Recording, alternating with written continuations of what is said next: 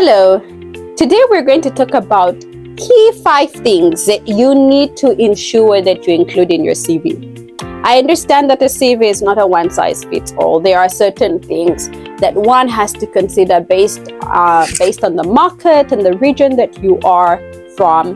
But these 5 things I've written down here, they are essential in any market.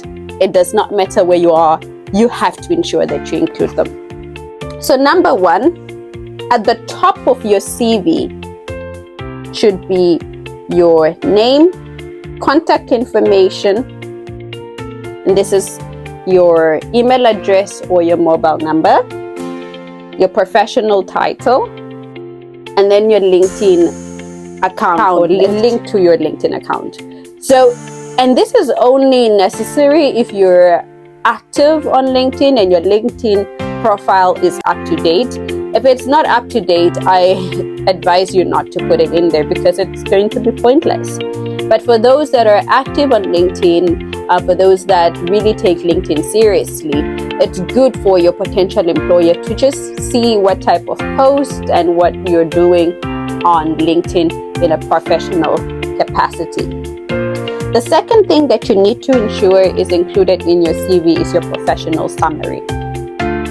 This one is pretty much just 2 to 3 sentences, not long sentences, 2 to 3 brief sentences highlighting who you are, what is your value proposition, and your core skills. So this is basically your elevator pitch. If you were given less than a minute to tell people who you are and what value you bring, this is what you have to include in your professional summary. 2 to 3 brief sentences. In later episodes, I will be breaking down each section of the CV and I'll be giving you practical examples. So for this episode, we're just going to go through the structure and the skeleton of the CV. Once you have completed your professional summary, the next thing is your core skills. There is a reason why your core skills is immediately after your professional summary because potential employers want to know your skills. What can you do? What do you know? And this is a section where you pretty much just list down your skills. As simple as that. So project management, accounting software such as Aggresso or QuickBooks, any skills. If you are in HR, what HR softwares do you know? Please ensure that you just list them there. So here is where you really look at or make sure you add your technical skills and your soft skills to a certain degree. But I would advise that you should have more of your technical skills here. And then include some of your soft skills. And the soft skills that you should add in this section should be aligned to the job advert. So the job advert wants somebody that has organizational skills and somebody that is great with time management. So those are the skills that you should include here. Skills, and it shouldn't just be random general soft skills to include here because soft skills are in abundance. And so you need to really just include those that are essential for the job. The next thing that you should ensure is included in your CV is your professional experience.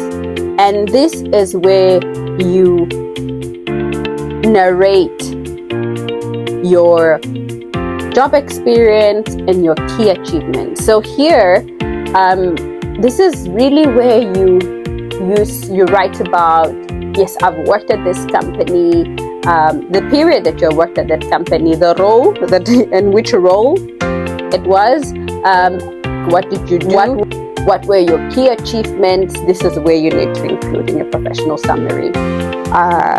So again, it's not a job description transfer or copy and paste.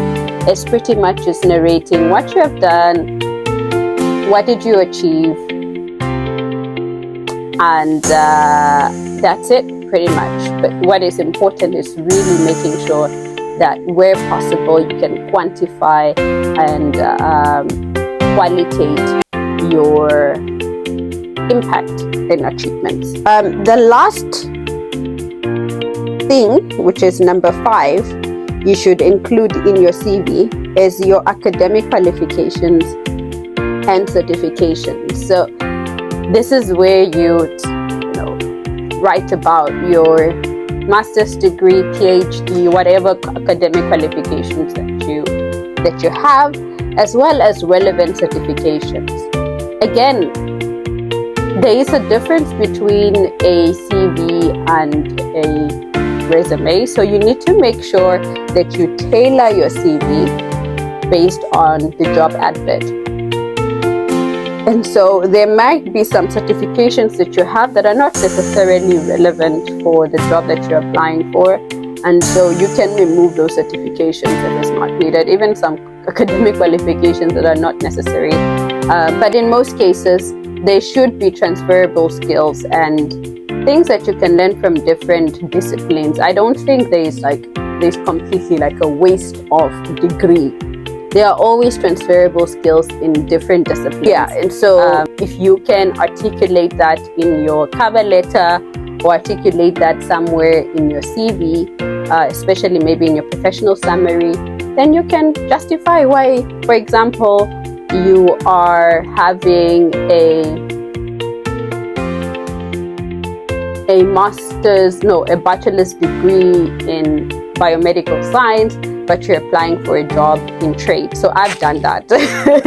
I had a bachelor's degree in biomedical sciences and I applied for a job in trade for development and I got the job.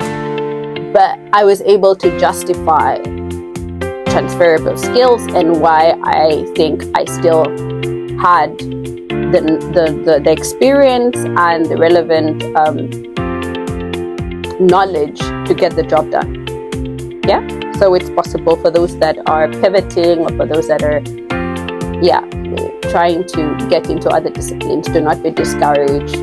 You can still include your degree where relevant and just justify that either in the cover letter or in the interview and your professional summary as well. So basically these are the 5 items that you should ensure should be included in your CV. Regardless of where you are, regardless whether you're in the UK, these 5 things are important in your CV. If you're in Namibia, Nigeria, Ghana, these are the 5 essentials. There are some markets, for example, I heard Germany, that would be interested in knowing your hobbies. And so I guess if you're applying for a job in the German market, you can explore having like a hobby section. But in most cases, hobbies don't really matter in some markets. To recap, the 5 essential sections of a CV is: number 1, your personal information; number 2, professional summary; 3, core skills; 4, professional experience; and 5, academic qualifications and certifications. In the next episode, we will break down each section with practical examples. Stay tuned. And thank you for watching. Bye.